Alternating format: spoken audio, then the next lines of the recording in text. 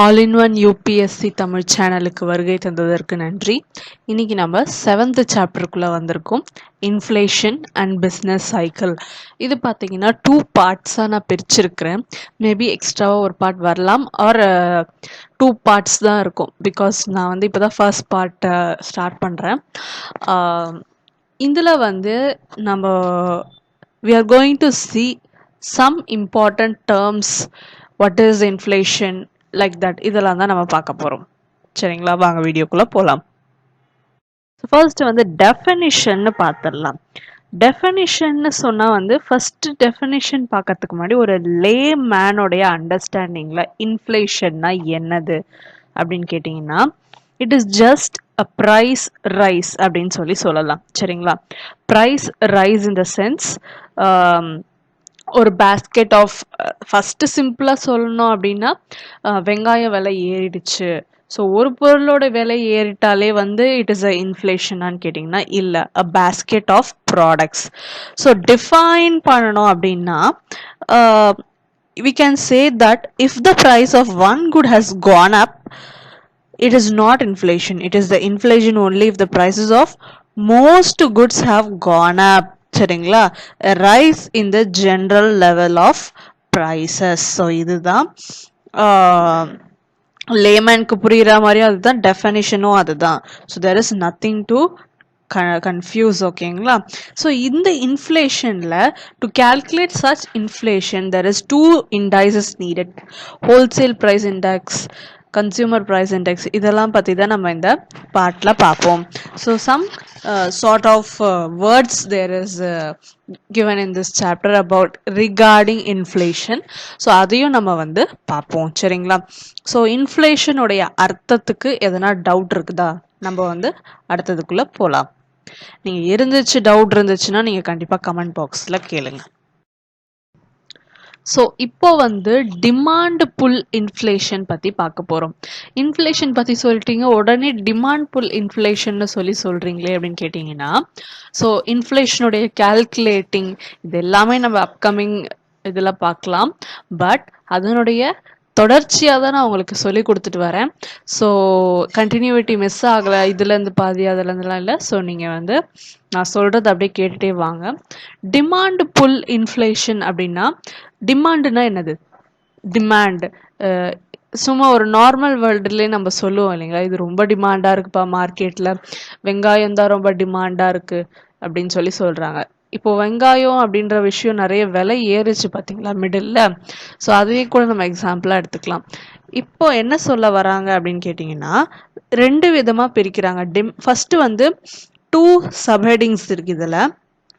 Inflation ஏன் occur ஆகுது அப்படின்றதுக்காக டிமாண்ட் புல் இன்ஃப்ளேஷன் ஒன்று இருக்குது, காஸ்ட் புஷ் இன்ஃப்ளேஷன் இருக்குது. அதை நம்ம நெக்ஸ்ட் பார்க்கலாம்.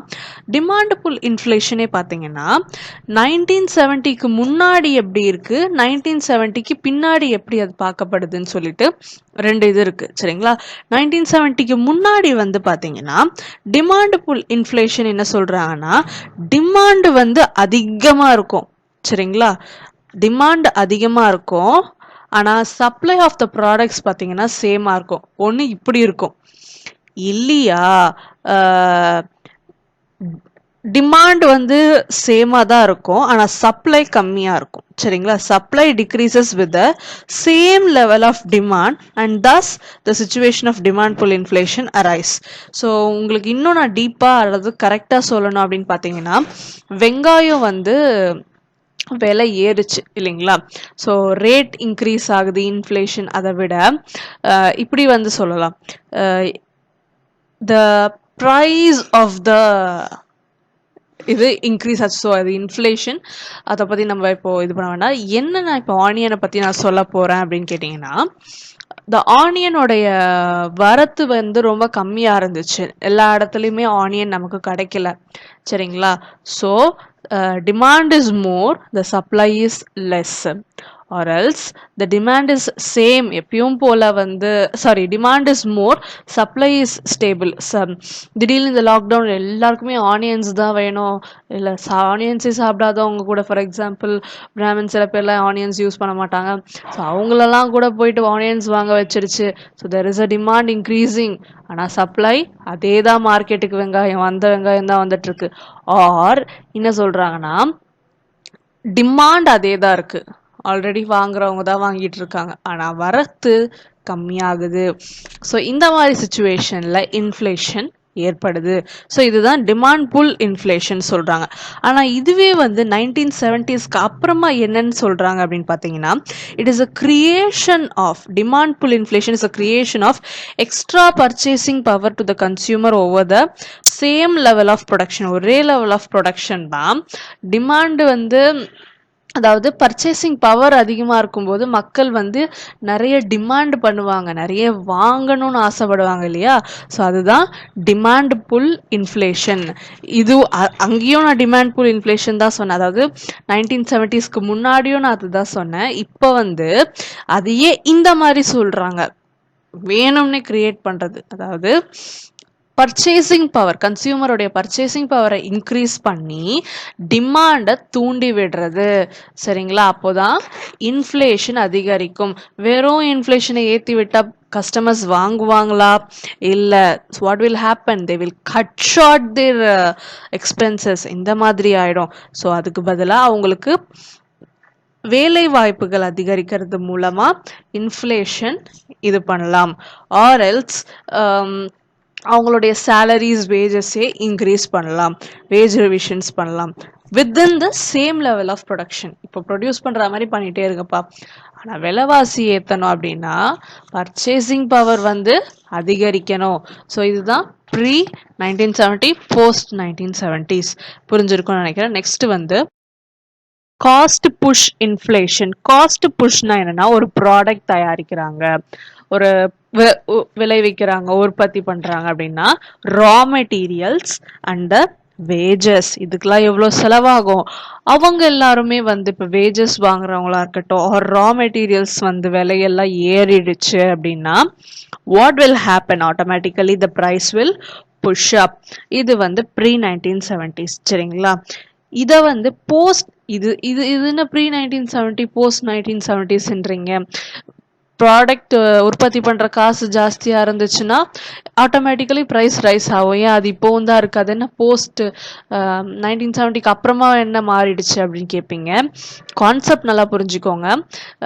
இது எப்படி பார்க்குறாங்க அப்படின்றது தான் நான் சொல்லிட்டு இருக்கேன். ப்ரீ 1970ல் காஸ்ட் புஷ் இன்ஃப்ளேஷனை வந்து என்ன சொல்கிறாங்க அப்படின்னு பார்த்தீங்கன்னா, இட் இஸ் தட் ப்ரொடக்ஷனுடைய காஸ்ட், ரா மெட்டீரியல் வேஜஸ்லாம் அதிகமாக இருக்கிறதுனால ப்ரொடக்ஷனுடைய விலைவாசி ஏற்ற வேண்டியதாக ஆயிடுச்சுன்றாங்க. ஆனால் இதை போஸ்ட் 1970ஸ்ல என்ன பார்க்குறாங்கன்னா, every cost push inflation is a result of excessive creation of money, increasing money flow or supply அப்படின்னு சொல்றாங்க.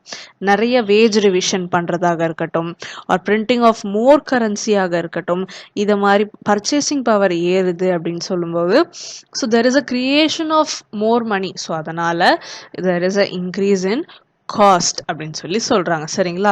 ஸோ அங்கே வந்து ஏறும்போது others who are selling raw materials to the factories will also increase the amount, அவங்களுடைய ப்ராடக்ட்கான amount. So automatically what the industry is producing amount will be more. ஓகேங்களா. So இதுதான் measures to check inflation பற்றி பார்க்க போகிறோம்.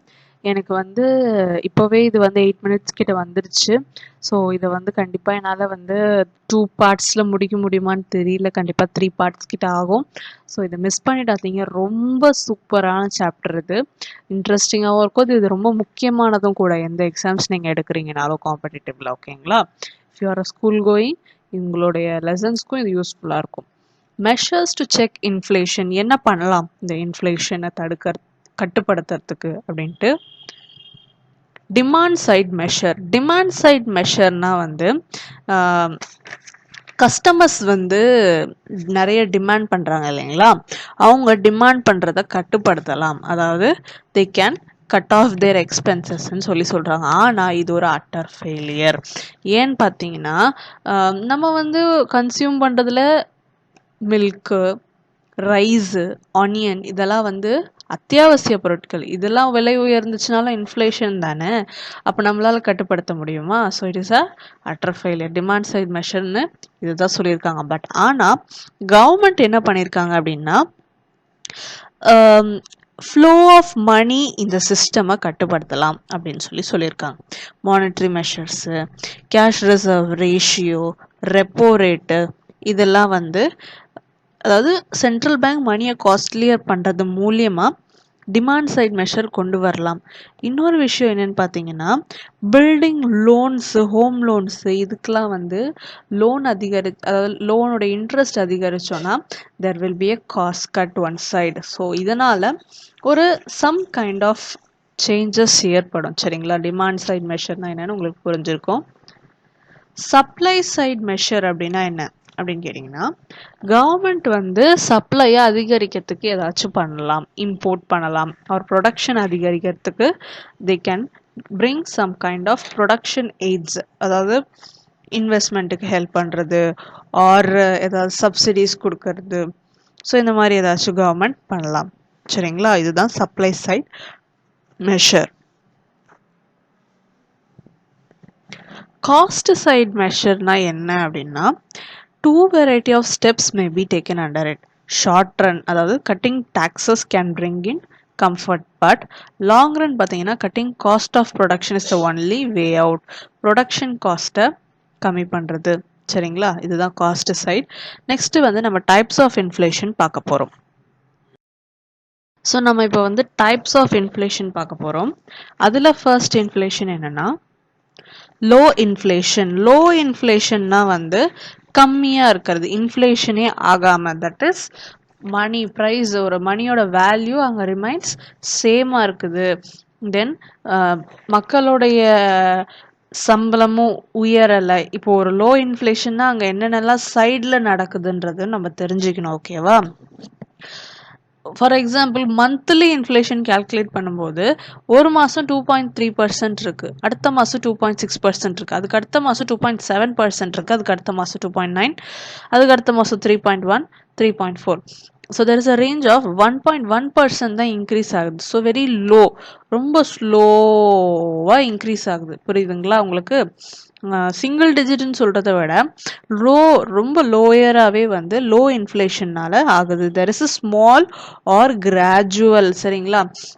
It is also known as creeping inflation. Low inflation ஏற்படுறதுனால என்னன்னா there is a inflation இல்லாமலேயும் இருக்கக்கூடாது. சரிங்களா? மாடிரேட்டாக இருக்கணும். சரிங்களா? So there is no valuation, அதாவது எவால்வ் மணி இன்னும் நிறைய கிரியேட் ஆகலன்றது தான் அர்த்தம். கவர்மெண்டோடைய monetary measures is very simple. அதாவது லோ இன்ஃப்ளேஷன் ஏற்படுதுன்னா தெர் இஸ் எஸ் அப்படியே தான் எக்கனாமி அப்படியே தான் இருக்குது, எதுவுமே வந்து மாற்றம் அடையலை, மந்த நிலை அப்படின்னு சொல்லுவாங்க பார்த்தீங்களா, அதுதான். கேலப்பிங் இன்ஃப்ளேஷன் சொல்லும்போது it is extremely opposite to low inflation. It is ஃபுல்லாக கேலப் ஆகுது, ஃபுல்லாக ஹை ஆகுது, வெரி ஹை. இதெல்லாம் எப்போ நடந்திருக்கு அப்படின்னா ட்ரிபிள் டிஜிட், டபுள் ட்ரிபிள்லாம் நடந்திருக்குது அப்படின்னு சொல்லி 100%, 200%. அமெரிக்கன் கண்ட்ரீஸு, அர்ஜென்டினா, சைல், பிரேசில் இங்கெல்லாம் வந்து இப்படி ஆயிருக்குன்றாங்க. ஹைப்பர் இன்ஃப்ளேஷன் பல மடங்கு. ஜெர்மன் தான் இதுக்கு ஒரு எக்ஸாம்பிள்ங்க.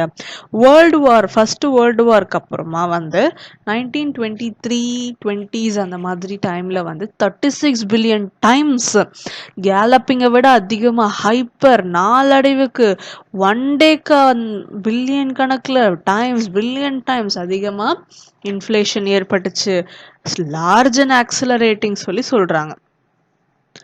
ஸோ இப்போ பார்க்க போகிறது bottleneck inflation. Bottleneck inflation is nothing but demand அதே தான் இருக்குது, the supply is very low because of cost of ப்ரொடக்ஷனுடைய காசு அதிகமாக இருக்கிறதுனால. There is a supply side hurdles, hazards or mismanagement which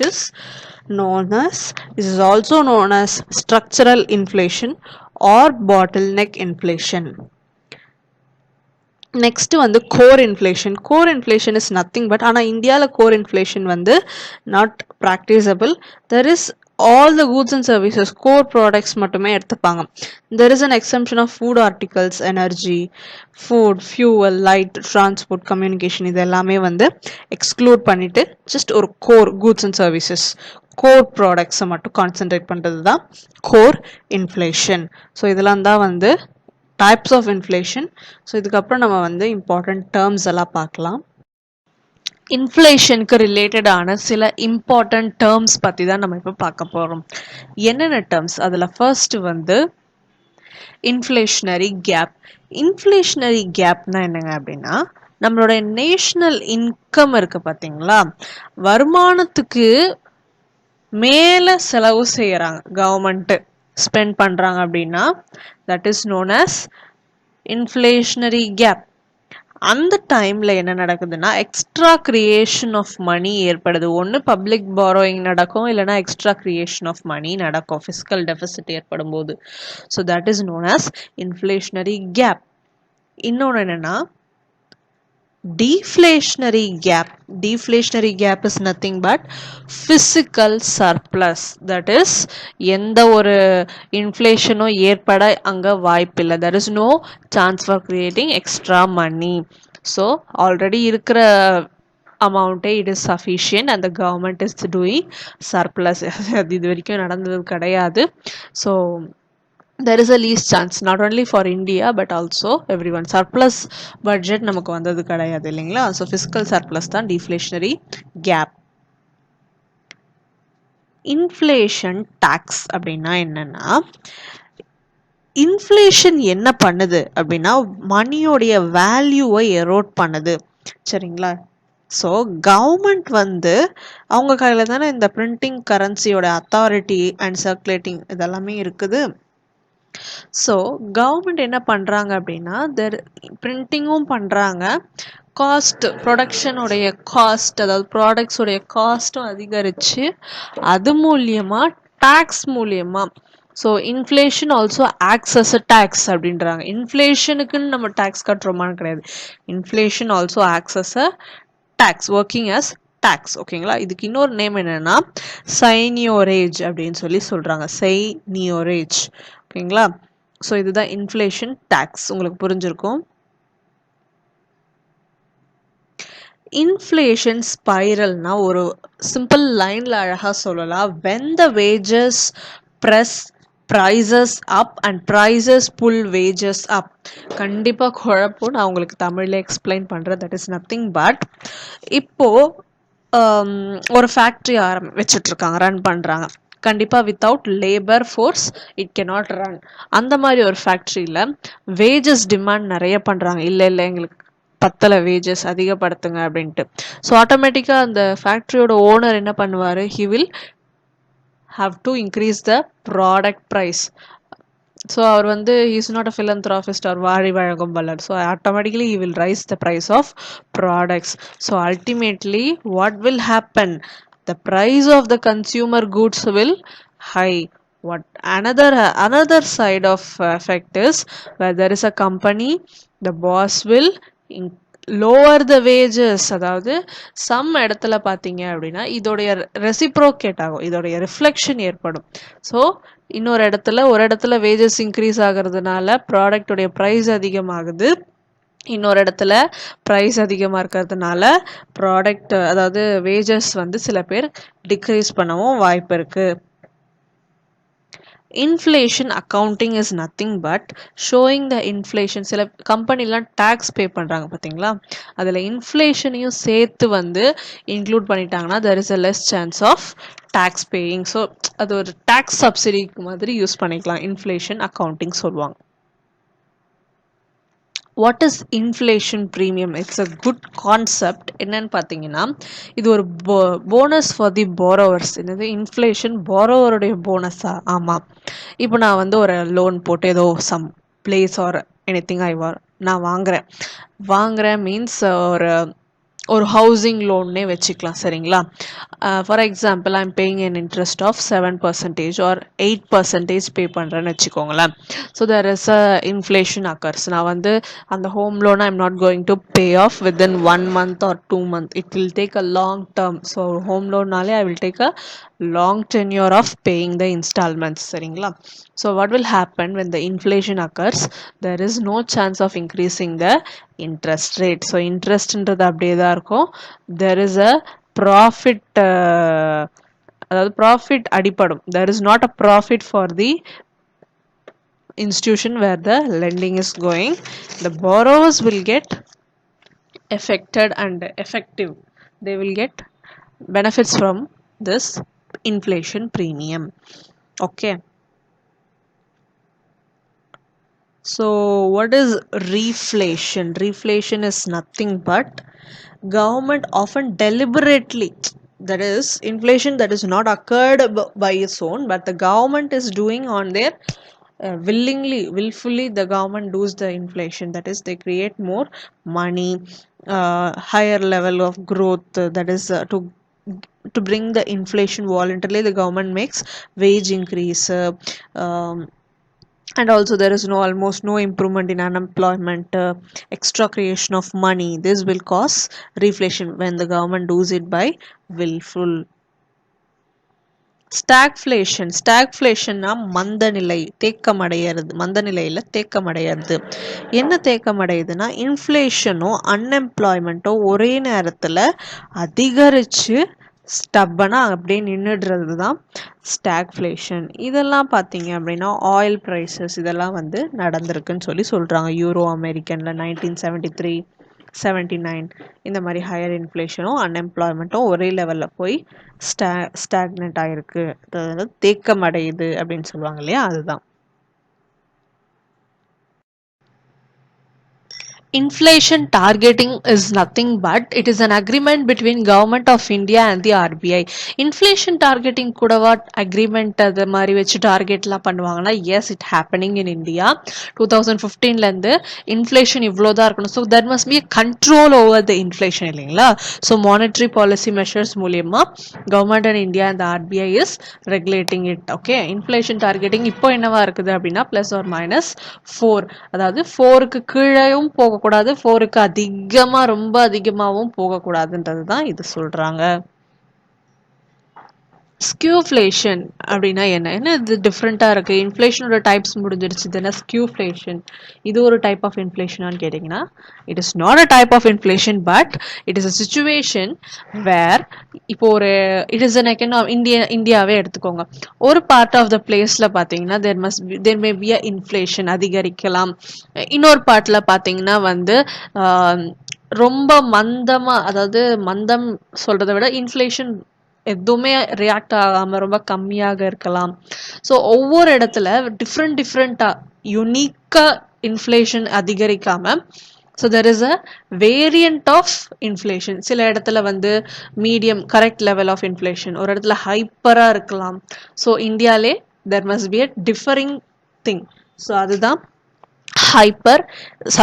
skewflation சொல்றாங்க.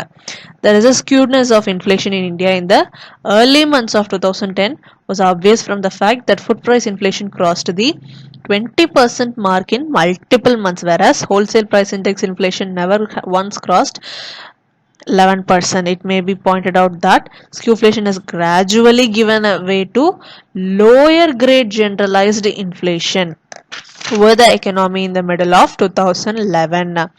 That is it is the indices will show different. okay, so this is skewflation. If you have any doubt in this skewflation, please ask me in the comment section. I will clarify. GDP deflator. What is GDP deflator? How much the inflation has increased as GDP மூலியமா காட்டணும் இல்லையா. so the formula is nothing but GDP at current prices divided by GDP at constant prices into 100. What is this constant prices? Constant price is nothing but base year, previous year. அதுதான் சரிங்களா. so it is to show that how this GDP has been working through inflation. So base effect is nothing but we have seen now only the previous இயருடைய எஃபெக்ட்டுக்கும் இந்த இயருடைய எஃபெக்ட்டுக்கும் compare பண்ணுறது. So previous இயரில் for example the inflation was 10% increased அப்படின்னா இந்த வருஷம் எவ்வளோ இன்க்ரீஸ் ஆயிருக்கு. நான் உங்களுக்கு ஆல்ரெடி ஒரு சாப்டரில் சொல்லியிருப்பேன் இல்லைங்களா, இந்த ஜிடிபி பற்றி எக்ஸ்பிளைன் பண்ணும்போதே நான் சொல்லியிருப்பேன். I think it is in first chapter. அதில் வந்து ஜிடிபி இன்க்ரீஸ் ஆகிறது. So there is a real income and nominal rate of income. The GDP is differed with this two. So real na enna, nominal na enna. So nominal minus real is equal to this inflation. So இதை பற்றி நான் சொல்லியிருப்பேன். I'll give the link in the description box. அந்த சாப்டரும் பாருங்க, அப்போ தான் உங்களுக்கு GDP பற்றி புரியும். நெக்ஸ்ட் வந்து நம்ம பார்க்க போகிறோம் எஃபெக்ட்ஸ் ஆஃப் இன்ஃப்ளேஷன் பற்றி பார்க்க போகிறோம். ஸோ இந்த ஒரு இன்ஃப்ளேஷனால் யாருக்கெல்லாம் என்னென்ன பாதிப்பு ஏற்படுது ஆர் என்ன எஃபெக்ட் ஆகுதுன்றதை நம்ம லைனாக பார்க்குறோம் இல்லைங்களா. ஸோ ஃபஸ்ட்டு வந்து ஆன் கிரெடிட்டார்ஸ் அண்ட் டெட்டார்ஸ். கிரெடிட்டார்ஸ்னால் யார், டெட்டார்ஸ்னால் யார்? கிரெடிட்டார்ஸ்னால் those who are creditors in the sense கடன் கொடுக்குறவங்க, டெட்டார்ஸ்னால் வந்து கடன் பட்டிருக்கவங்க, சரிங்களா. ஸோ இப்படி சொல்கிறத விட வந்து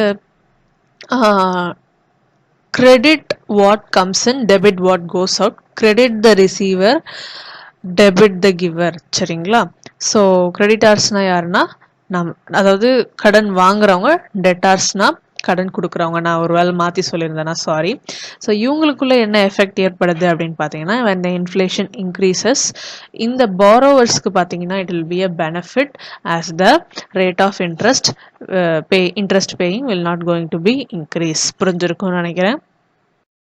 லெண்டிங் இன்ஸ்டிடியூஷன்ஸ்க்குலாம் வந்து இந்த இன்ஃப்ளேஷன் ஒரு பாதிப்பு ஏற்படுத்தும். As I already said before, இந்த இன்ஃப்ளேஷன் பார்த்தீங்கன்னா அதிகரிக்கிறதுனால அவங்களுடைய கடன் வட்டி பார்த்தீங்கன்னா வட்டி விகிதத்தை அவங்களால இன்க்ரீஸ் பண்ண முடியாது. So there is a reciprocating, அதாவது லெண்டிங் கம்பெனிஸ்க்குலாம் இது ஒரு பாதிப்பு. On aggregate demand is nothing but இந்த இன்ஃப்ளேஷன் ஏறும்போது கண்டிப்பாக டிமாண்டும் அதிகரிக்குது. That shows that lower supply இருக்குது, purchasing power of the consumers அதிகரிச்சிருக்குது. ஸோ டிமாண்டு தான் இன்ஃப்ளேஷனால் முதல்ல பாதிக்கப்படுதுன்னு சொல்கிறாங்க. ஆன் இன்வெஸ்ட்மெண்ட் பார்த்தீங்கன்னா ஹையர் இன்ஃப்ளேஷன் இண்டிகேட்ஸ், அதாவது இன்வெஸ்ட்மெண்ட் பண்ணுறவங்க அப்படின்லாம் அவங்களாம் இருக்காங்க பார்த்தீங்களா. So they will the inflation பார்த்தீங்கன்னா அவங்களுக்கும் அஃபெக்ட் ஆகுது. எப்படின்னா higher the inflation lower the cost of loan. So as we have already seen before, higher inflation indicates higher demand and suggest entrepreneurs to expand their production level. அவங்களுடைய production level increase ஆகுது, சரிங்களா. Then next வந்து income வந்து real income, nominal income already பார்த்துருந்தோம், inflation ரேட்டுடைய சேர்த்து. So இந்த inflation increases the nominal value increase, ஓகேங்களா. Nominal is nothing but the rate of the inflation. Saving, so saving மணியோட வேல்யூ பார்த்தீங்கன்னா நாளுக்கு நாள் இன்ஃப்ளேஷன் அப்போது மாறிக்கிட்டே இருக்குது இல்லைங்களா. ஸோ அப்படி இருக்கும்போது நம்ம கையில் யாருமே கையில் பணத்தை சேர்த்து வச்சுக்க மாட்டாங்க. என்னைக்காக இருந்தாலும் இட் கேன் பி டிவேல்யூட். ஸோ பேங்க்கில் இருக்கும்போது பீப்புள் ரன்னிங் டு பேங்க், அதாவது அப்படி இருந்தால் தான் they can get what ever the current rate, அதாவது என்ன இன்ட்ரெஸ்ட் ரேட்டோ அதுக்கேற்ற மாதிரி கிடைக்கும்ன்ட்டு. எக்ஸ்பெண்டிச்சர், ஸோ எக்ஸ்பெண்டிச்சர் செலவு நமக்கு அதிகரிக்கும் இல்லைங்களா, அதுதான் சொல்ல வராங்க. டேக்ஸு, ஸோ டேக்ஸுமே அதிகரிக்கும். இன்ஃப்ளேஷன் அதிகரிக்கும் போது there is a increase in tax slabs. Exchange ரேட்னா என்னங்க, ஃபாரெக்ஸ் ரேட், சரிங்களா. ஸோ $1 பார்த்தீங்கன்னா இந்தியன் ருப்பி 70 or 80 rupeesனு வச்சுக்கோங்களேன். and there is a inflation, the money is devalued, சரிங்களா. ஸோ எக்ஸ்சேஞ்ச் ரேட்டு டிப்ரிஷியேட் ஆகுது. There is a losses its exchange value in front of foreign currency.